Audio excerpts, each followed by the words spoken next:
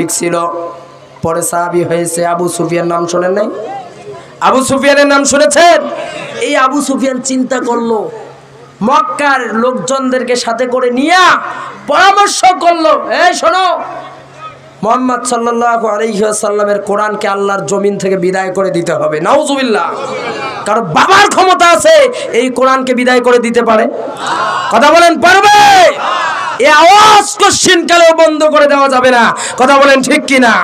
যতদিন বাংলার জমিনে বাংলার পতাকা উড়বে ততদিন এই কোরআনের জয়গান চলবেই চলবে। ঠিক কিনা বলেন? আমার ভাইরা খেয়াল করেন,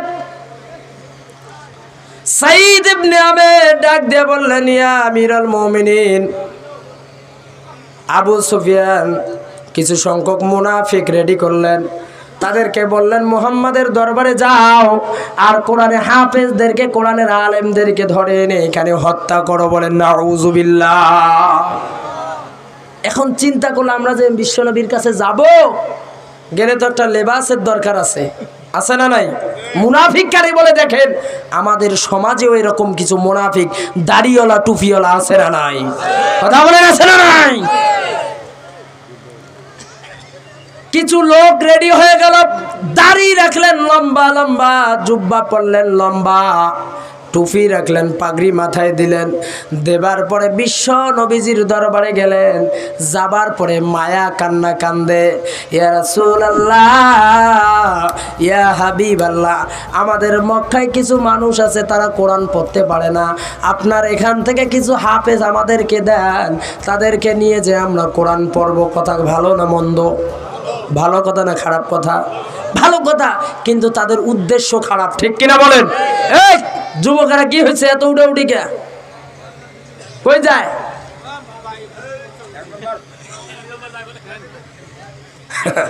ঠিক আছে, মেসেজ দেয় নাই তো আবার। খেয়াল করেন, কোরআনে হাফেজ নেবার জন্য মক্কা থেকে মুনাফিকরা যখন মদিনায় গেল, আমার রাসূলের মনটা নরম।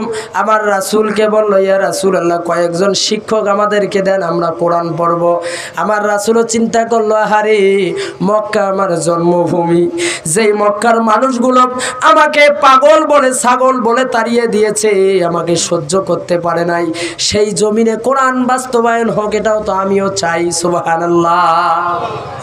আমার রাসূল সাহাবায়ে কেরামদেরকে বললেন, এ কোরআনে হাফেজেরা কে আছো তোমরা, মক্কায় যাবা যে এই কোরআন প্রচার করবা, কে আছো?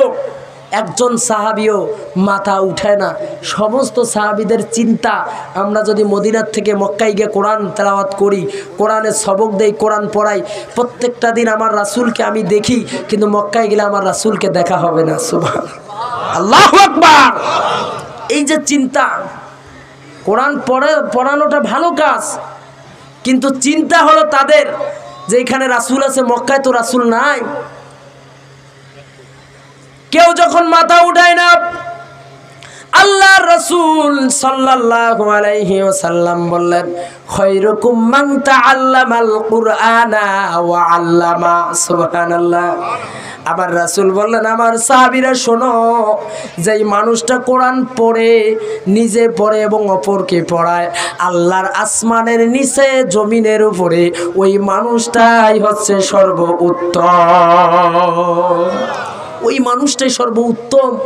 তারপরেও কোনো সাহাবী মাথা উঠায় না। চিন্তা তাদের, মক্কায় রাসূল নাই, মদিনায় রাসূল, মক্কায় গেলে রাসূলকে দেখতে পাবো না, এই জন্য কেউ মাথা উঠায় না।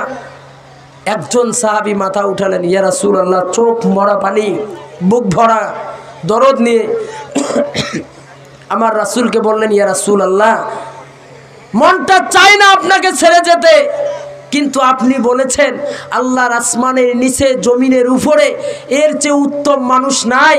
ইয়া রাসূলুল্লাহ, এই উত্তম ব্যক্তিটা আমি হতে চাই। সুবহানাল্লাহ।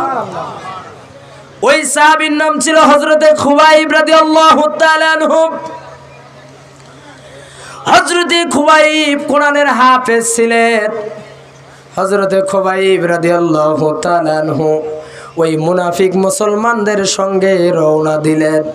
যখন এই মুনাফিকগুলো মদিনার বর্ডার ক্রস করে মক্কার বর্ডারে ঢুকে পড়ল। সঙ্গে সঙ্গে এই মুনাফিকগুলো খুবাইবের হাত চেপে ধরলো। নাউজুবিল্লাহ বলেন। হাত চেপে ধরছে দুই পাশে, কেউ গলা চেপে ধরছে। খুবাইব বলতেছে, আমার ভাইরা, তোমরা আমাকে নিয়ে আসলে কোরআন শেখার জন্য, তোমরা আমার হাত চেপে ধরলে, গলা চেপে ধরলে, তার কারণটা কি আমি জানতে চাই। বললে যে কোনো কথা বলবি না, চুপ।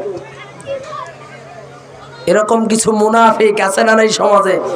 ভদ্র মতোটাকে ডাকে নিয়ে আসে, আনিয়ে অপমান করে, আছে না নাই? আছে না নাই?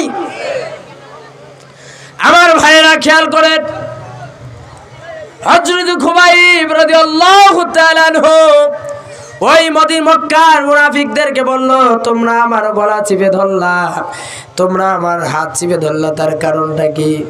তারা বলল, খুবাইব তুই তো জানিস না, তোরে আমরা নিয়ে এসেছি এই কোরআনকে বিদায় করে দেওয়ার জন্য। নাউজুবিল্লাহ। এই কোরআনকে বিদায় করা সম্ভব? হযরত খুবাইব রাদিয়াল্লাহু তাআলা আনহুকে জেলখানার মধ্যে আবদ্ধ করা হলো। আবদ্ধ করবার পরে ইনজেকশন মারা হচ্ছে যাতে করে তার শরীরটা শুকে যায়। নাউজুবিল্লাহ বলেন। খাবার দাবার বন্ধ করে দিয়েছে।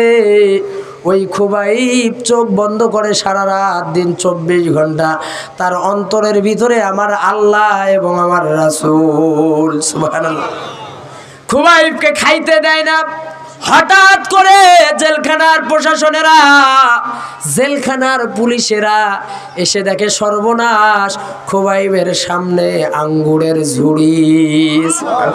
জোরে বলেন সুবহানাল্লাহ।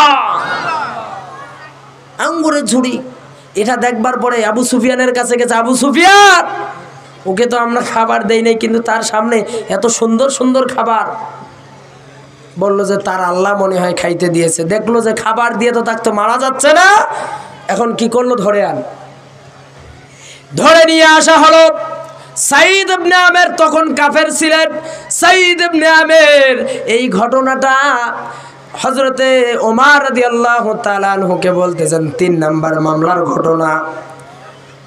সাঈদ ইবনে আমের ডাক দিলেন, ইয়া আমিরুল মুমিনিন, আমি কাফের। হযরতে খুবাইবকে বাহিরে আনা হলো। বাহিরে আনবার পরে তাকে শুলে চড়ানো হলো। হাত দুই পাশে দুইটা, পা দুই পাশে দুইটা দিয়া জিজ্ঞাসা করা হলো, ও খুবাইব, কালিমা ছেড়ে দাও, অন্যথা তোমার কিন্তু ফাঁসি হয়ে যাবে। কালিমা ছেড়ে দাও, না হলে তোমাকে আমরা হত্যা করব। হযরত খুবাইব ডাক দিয়া বলল, ও আবু সুফিয়ানের গোষ্ঠীরা, তোমরা শোনো, আমার যদি জীবনও চলে যায়, আল্লাহর কোরআন, রাসূলের হাদিস, আমি রাসূলের কালিমা ছাড়ব না। আপনারা কারা কারা ছাড়বেন? যদি আজকে আমাদের মাথায় বেস্তুল স্যার কিসের মুসলমান, আজ থেকে বলবে আমি হিন্দু। হ্যাঁ স্যার, যা বলছেন তাই। আজকে আমাদের ঈমান কোথায়? আজকে আমাদের ঈমান কোথায়? আমাদের ঈমান কখন যে যায় আর আসে আমরা টের পাই না। কথা বলেন ঠিক কিনা? যখন একটু ঝগড়া লাগে আমরা কত বড় ঈমানদার শেষ। আজকে বাংলাদেশটা ডুবে যাচ্ছে, ডুবে যাচ্ছে এই ঝগড়াঝাটি, মারামারি, রক্ত হানাহানি দিয়ে। কথা বলেন ঠিক কিনা? আছে না নাই? আজকে নিজের বড়ত্বকে প্রকাশ করবার জন্য বাংলাদেশ রসালো চলে যাচ্ছে। আজকে একটু ক্ষমতা ভালো আছে, লাঠির গরম আছে, জোর আছে, আমরা তার সাধ্য মতো আমাদের ক্ষমতা আমরা দেখাচ্ছি। কথা বলেন ঠিক কিনা? আমার ভাই, একটা কথা, সেটি হচ্ছে, আমার যাই থাক না কেন, আমি তো মানুষ। আমার সামনে যে মানুষটা, সেটাও তো একটা মানুষ। ওর ভুল না হয় আমার ভুল, একটু স্যাক্রিফাইস আমরা করতে পারি না? এতটুকুন স্যাক্রিফাইস